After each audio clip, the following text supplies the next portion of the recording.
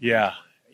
Going back to when we made the trade for Russ, we knew that one of these years we'd have to be aggressive. And this was kind of, and then when we got Sean here and we met, and if there were players there that at positions of need, we were going to be aggressive. We don't have the picks; we only have 5 picks, and so we were aggressive, and we had a plan, and I felt like we executed that plan. Where does it stand with? There's been so much speculation regarding Jerry Judy and Cortland Sutton. Obviously, there's due diligence. Yeah. But where does it stand in your mind with those two as you get closer to the draft? Yeah, we're excited to have them on our football team. 2 young players in their prime. I think Sean said it best. We're not interested in trading them. When you're in my position, you get a lot of calls. We've gotten calls from those players, and so we anticipate them being here. Can't wait to see them in Sean's offense with these coaches. I mean, Jerry's 23 years old, 24 years old. And the way he finished the season, the 5 games, and Cortland, played 15 games, had about 900, close to 900 yards, and the offense was broke last year. So to see these 2 receivers with Tim Patrick, with the others we've added, we're excited where it's going. You said the offense was broke. How much are having these guys back going to fix it? How much is Sean Payton's scheme going to fix it? Yeah, we're going to see. We haven't been on the field yet. I know those are good, talented young players. I know what Sean's done. We haven't done anything yet. It all starts with phase 1, the offseason program, and just getting to work. How specifically getting anchors like McClinchy and Powers, how big was that from the get-go? That was huge, and to get both those guys and all our free agent class, but especially in the offensive line, playing against Sean's team in New Orleans always kind of built in the inside, and they're always strong in the lines, in the trenches, offense and defense, and so we wanted to mold that. What do you see in the draft, especially your position with the 2 third-round picks? Yeah, we certainly have to make some hay, in those top thirds, and really all the picks, Mike. We only have 5, and so really since free agency finished, Sean, myself, and a couple of our scouts, we've sat in the dark room and we've hit the draft. I didn't go to any pro days, and we just focused on the draft and specifically those top 3s, and so we're really gonna have to make hay. With the KJ Hamler injury news, how do you evaluate where he is at this point, going into the final year of his rookie deal? Yeah, I mean, we'll wait and see what the doctors and the trainers and the rehab and see how that goes. But, I'm not going to, we'll see kind of when that, when he comes back. Georgia, Greg and Kerry, what was their message at the start of free agency about? I mean, they've been unbelievable, really supported. Since they've arrived, they've given us all the resources, do whatever we need to do, and specifically with free agency. And they, Sean and I visited with them and kind of showed them the plan, and they were all on board. And like I said, I thought we executed the plan. Do you think in the draft there'll be a concerted effort to maybe try to move up, or are you content with your first pick being in the 3rd round? It's hard to move up when you only have 5 picks. Yeah. We won't rule anything out, but it's hard. I would say we'd be more inclined to move back to get some more picks. So, but, we'll see. We'll see how it goes. Russ had knee surgery, that arthroscopic knee surgery. Is there any concern on when he might be ready in the offseason? No, I mean, it was a minor procedure, right after the season. There's no concern on our part. So he did have it right after. So I guess February-ish? Yeah, I'm not sure the exact date. I don't think that matters. He's going to be fine.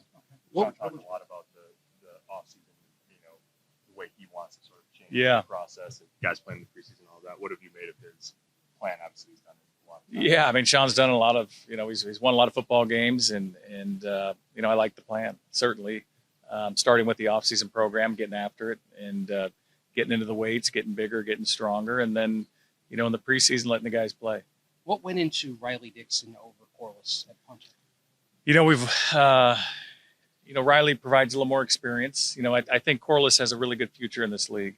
Riley has a big leg. He's a really good holder. I think he's in the prime of his career, and so we just felt really good about Riley.